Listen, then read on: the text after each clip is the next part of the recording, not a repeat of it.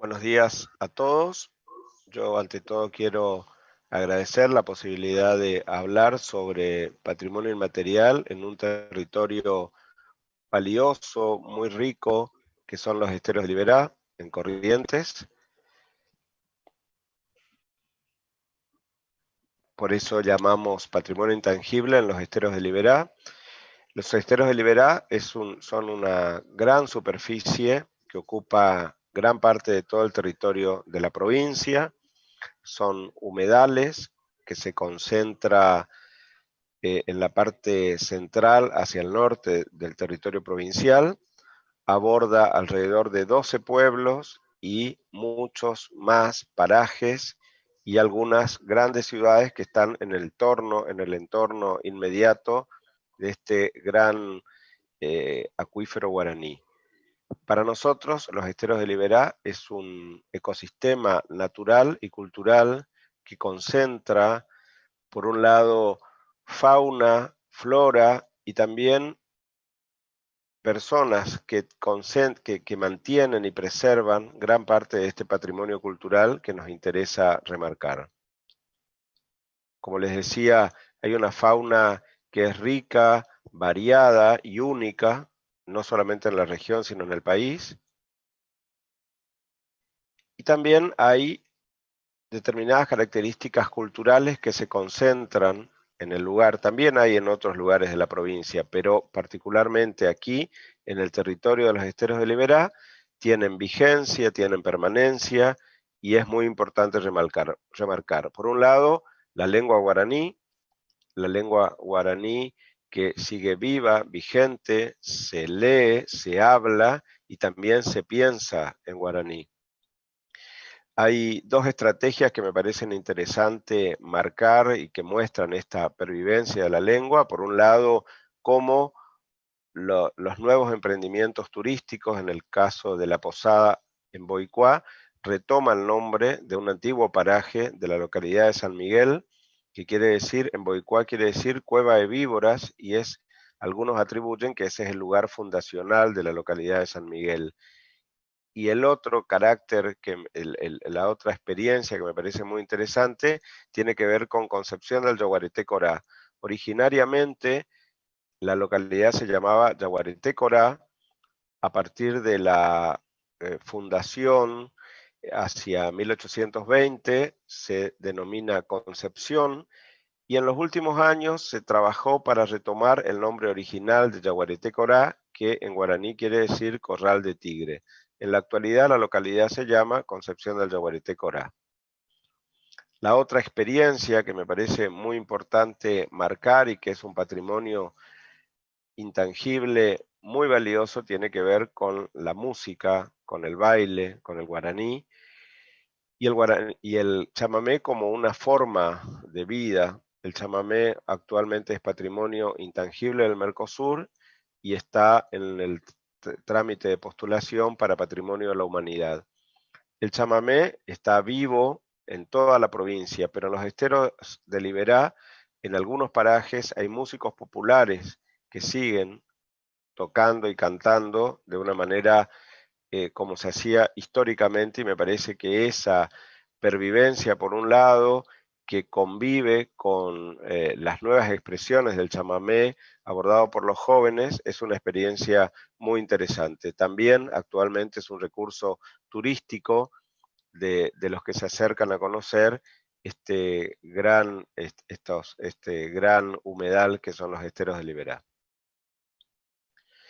Nosotros, cuando hablamos de patrimonio intangible en los esteros de Liberá, hablamos o planteamos como que hay tres tipos de habitantes en todo este territorio. Por un lado, el que vive en las islas, el que vive en los pueblos y el habitante que hace trabajos rurales y que vive y trabaja en grandes estancias o en grandes producciones agropecuarias.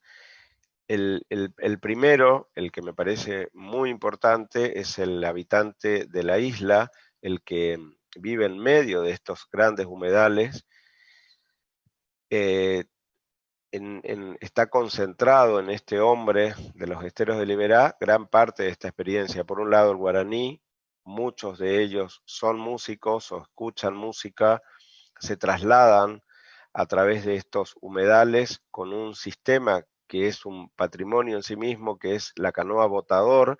Ese tacuara que ven allí apoyada es una herramienta que les permite desplazarse en este humedal que está flotando o que está, es una trama de raíces y de agua muy difícil de moverse. Entonces el caballo y el botador son herramientas que les permiten desplazarse en muchos tramos de estos desplazamientos. El caballo nada para poder traccionar la canoa.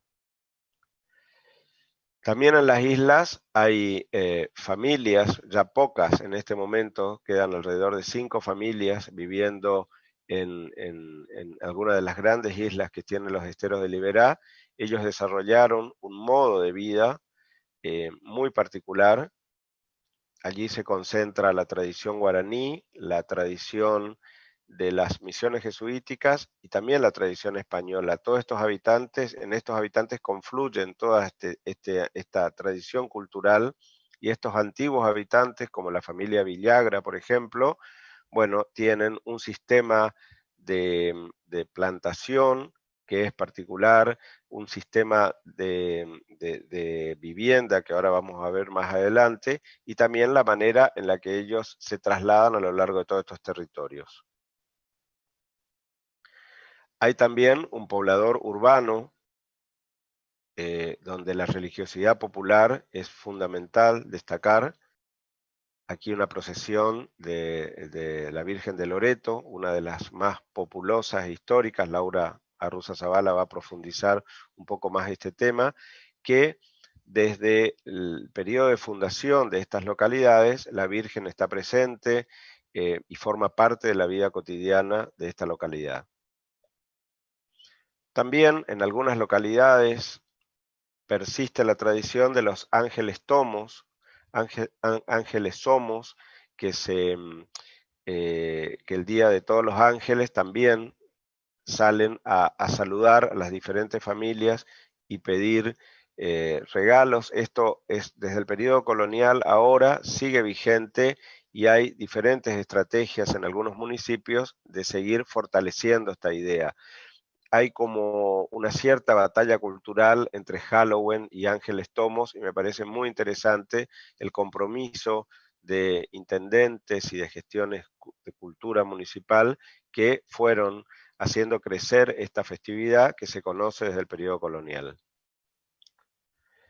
También algunos municipios, como el caso de Ituzaingó, que está en uno de los extremos de los esteros de Liberá, fueron trabajando sistemáticamente con algunas festividades como Caraí Octubre, que también es una creencia ancestral de que octubre era uno de los meses más duros, entonces había que ser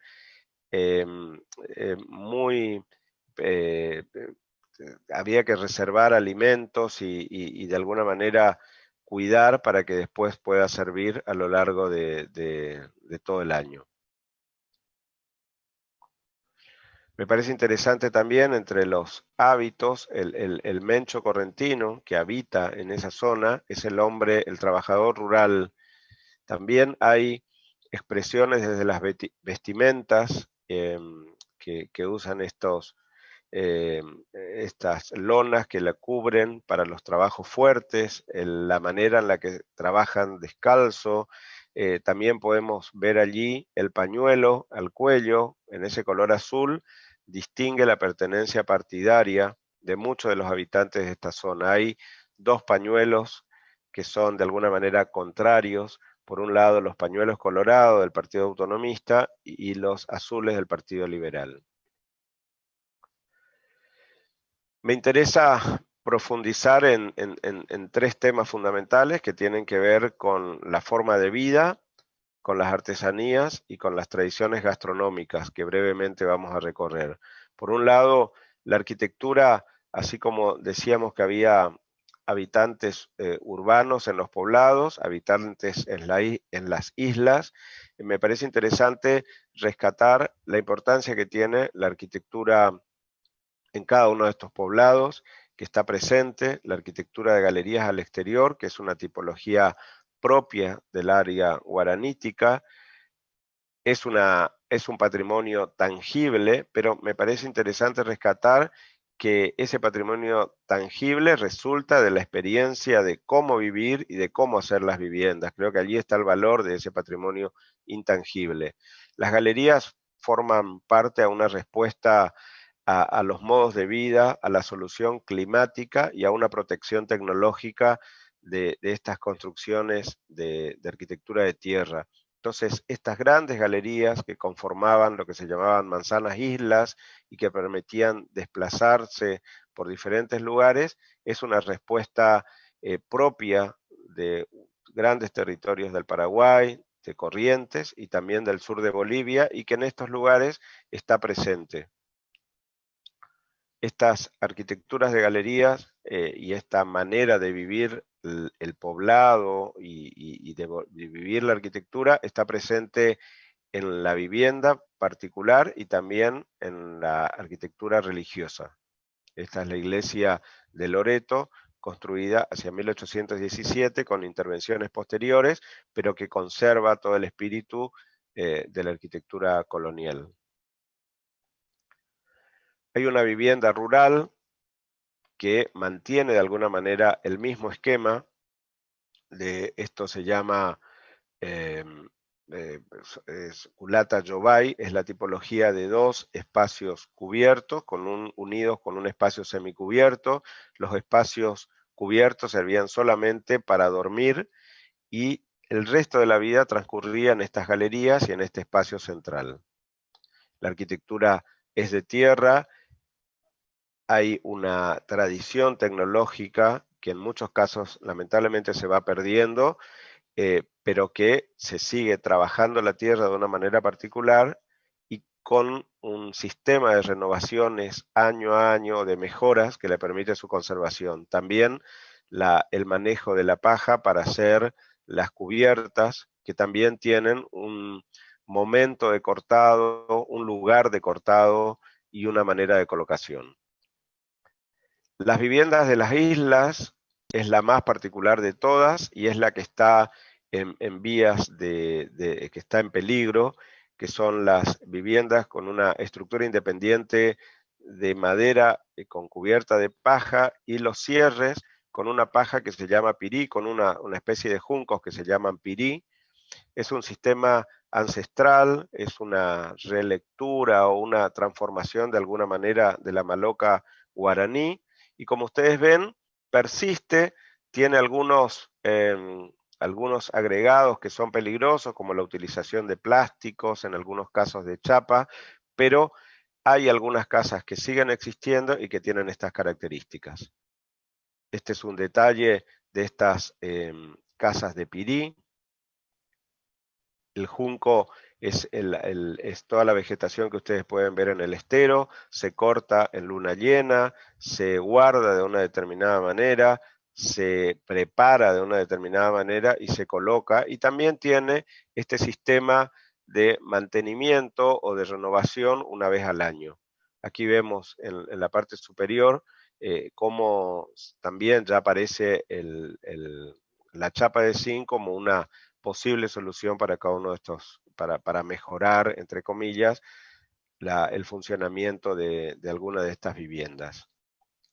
Este rancho está en un paraje que se llama Carambola. Lamentablemente hace muy pocos días se quemó, porque también, como una tradición muy habitual, hay quema de pastizales controladas para poder utilizar después para la agricultura. Lamentablemente esto se descontroló y se quemó absolutamente este rancho, que es un rancho hecho hace poco tiempo, pero manteniendo toda la tradición constructiva de los isleños de Liberá.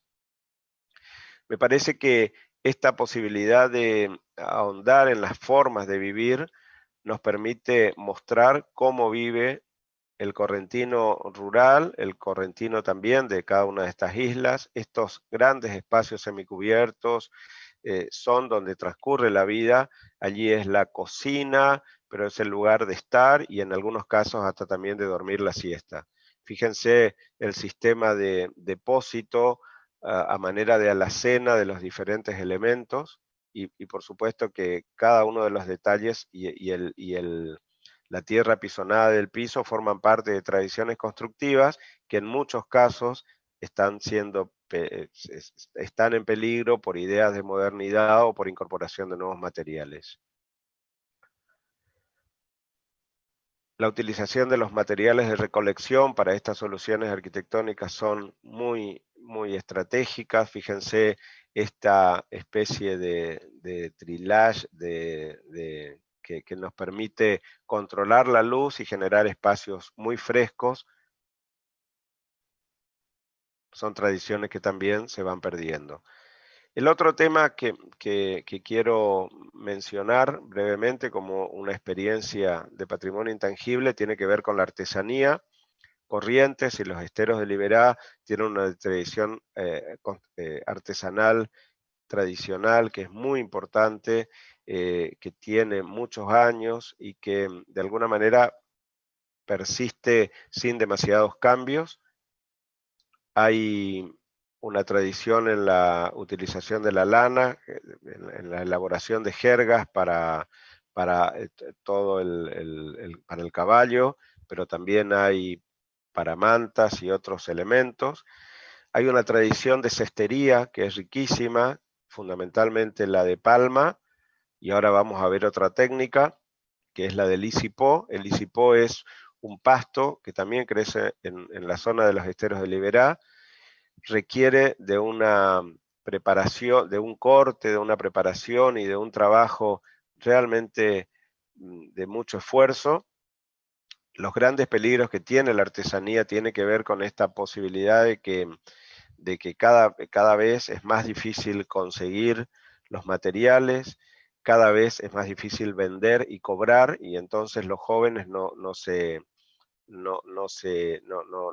aprenden, y hay mucha gente grande que es la que va muriendo y se van perdiendo determinadas técnicas. Por eso, con los diferentes municipios, encaramos un programa que se llama Programas Artesanos de Liberá, que tiene la idea de primero relevar a los artesanos y sus técnicas, poder colaborar en todo lo que significa poder enseñar a nuevas generaciones, y por supuesto que falta una instancia de comercialización que es muy importante y que nos va a permitir garantizar la continuidad de las diferentes técnicas. Y el tercer elemento, la gastronomía. La gastronomía es un cruce muy particular de la tradición guaraní, de la tradición de las misiones jesuíticas y también de la tradición española. Nosotros tenemos en común con el Paraguay y con gran parte de Brasil nuestra gastronomía, desde el chipá, el embaipú, que es una polenta de harina de maíz, chicharrón y la carne seca, son un poco la estructura de toda esta gastronomía. Simplemente muestro a manera de ejemplo lo que significa la elaboración de la harina de mandioca. La mandioca va a ser el elemento quizás más importante que de alguna manera involucra a toda la familia desde la plantación, los procesos de secados, la elaboración de la harina y finalmente la elaboración de diferentes platos. En este caso, el rosquete se hace a partir de una fécula de mandioca muy fina, muy delicada, muy laboriosa, que se estaba perdiendo y que se empezó a retomar a través de diferentes programas que tanto los vecinos, la comunidad, como los municipios y el gobierno intentan sacar a la luz. Hay un programa que se llama Cocineros de Liberá, que rescata los diferentes procesos de la gastronomía, involucra a las comunidades desde la producción a la elaboración de los platos y se conecta de alguna manera con todo el desarrollo turístico de este lugar. A manera de cierre, quiero poner esta imagen de una habitante de Concepción del Yaguareté Corá, que lo que hace es un rosario de chipá para una festividad como la de San Juan, que también se relaciona con esta antigua tradición de paraguaya, que en Paraguay se sigue haciendo. En ella está concentrada, por un lado, lo que hablábamos de la gastronomía, la religiosidad popular y por supuesto la vigencia que tiene esto en cada una de las localidades.